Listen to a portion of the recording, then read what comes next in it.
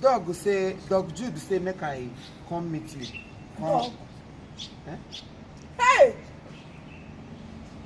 The first one, they find me inside terminology room. Now, the person will say you make you go find me in a Dog Jude. No, you tell me say anything where if I don't want to suffer myself, call person name, reach the beginning. Me abbreviation. Me ambubri ahonyo on ambubri. Abbreviation. I am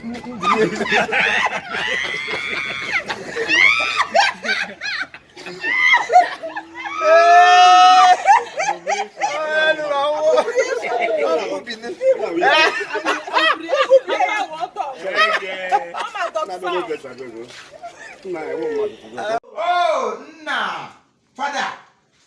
Fornicate ebola idu lo no. Fornicate.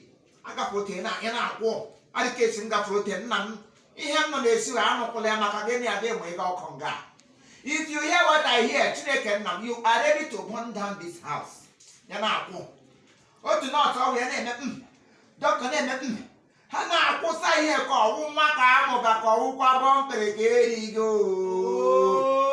vonem ya na akwụ nna annoyance na ta n'igbo bi otu na annoyance enter into my mind o to chiri Bible bi n'igwe na ntị sa Chineke nna anybody wey take hospital of God to take amere ba kwamiko nna ihe ekọ n'ihe Otu a. let their thing remaining into their thing Papa did ihe kọpa ihe ya atọ a na-efo a na-efo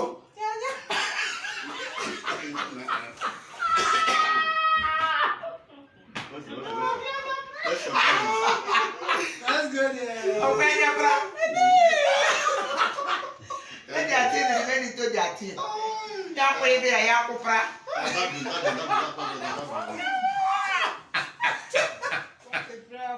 Okay. Now, me talk,